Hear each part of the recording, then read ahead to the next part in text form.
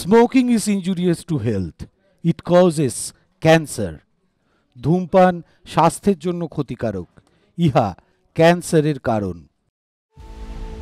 Cigarette খেলেই বান্ধবী বা স্ত্রীরা চোখ কটমট করে চেয়ে থাকেন। কেন এত সিগারেট? নিজে ক্ষতি করছো বুঝতে পারছো না? কিংবা কখনো কখনো বিরক্ত হয়ে বলে ওঠে, আবার সিগারেট? এবার আপনি বলতেই পারেন, আরে সিগারেট খেয়ে সমাজের উপকারই করছি।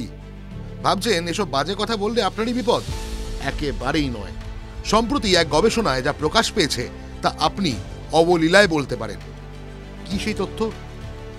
বিশ্বজুড়ে খোঁজ চলছে কার্যকর, পুনর্নবীকরণযোগ্য এবং পরিবেশ বান্ধব শক্তি জ্বালানির এমনই এক পরিষ্কার উৎস হল বায়োডিজেল। ভোজ্য ও অভোজ্য তেল, পশুর চর্বি এবং রেস্তোরাঁর বর্জ্যের মতো জৈবিক উপাদান থেকে তৈরি হয় এই বায়োডিজেল। তবে বায়োডিজেলের দাম অনেকটাই বেশি, তাই এর গ্রহণযোগ্যতা নিয়েও প্রশ্ন রয়েছে।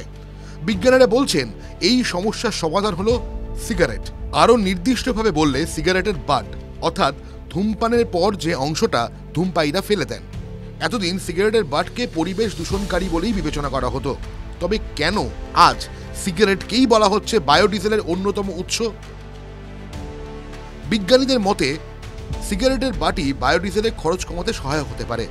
ট্রাইগ্লিসারাইড, ট্রায়াসিটিনের মতো রাসায়নিক যুক্ত করলে বায়োডিজেলের কার্যকারিতা বৃদ্ধি পায়। তবে ট্রায়াসিটিন উৎপাদন করা পরিবেশের জন্য অত্যন্ত বিপজ্জনক। এর জন্য প্রচুর রাসায়নিক ব্যবহার করতে হয়, তা থেকে অত্যাধিক বিষাক্ত বর্জ্য পদার্থ তৈরি হয়। কিন্তু লিথুয়ানিয়ান এনার্জি ইনস্টিটিউটের সহযোগিতায় লিথুয়ানিয়ার কাউন্স ইউনিভার্সিটি অফ টেকনোলজির বিজ্ঞানীরা সিগারেটের বাট ব্যবহার করে ট্রায়াসিটিন তৈরি করার এক নতুন উপায় খুঁজে পেয়েছেন। অ্যানালিটিক্যাল অ্যান্ড অ্যাপ্লাইড পাইরোলাইসিস জার্নালে তাদের গবেষণা সম্পর্কে এক নিবন্ধ প্রকাশিত হয়েছে। গবেষণাপত্রের প্রধান লেখক স্যামি ইউসেফ জানিয়েছেন, আমাদের গবেষণায় আমরা পুনর্ব্যবহার এবং বর্জ্য ব্যবস্থাপনার বিষয়ে কাজ করেছি, তাই আমরা সবসময় বর্জ্য পদার্থের সন্ধান করি। সিগারেট 3টি উপাদান দিয়ে তৈরি: তামাক, কাগজ এবং সেলুলোজ অ্যাসিটেট ফাইবার দিয়ে তৈরি একটি ফিল্টার।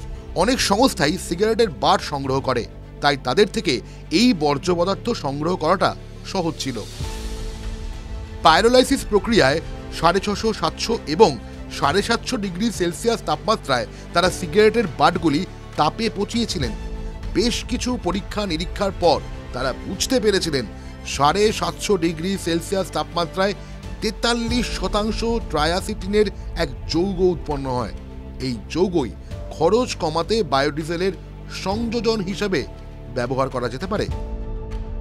টিভি9 বাংলা ডিজিটাল।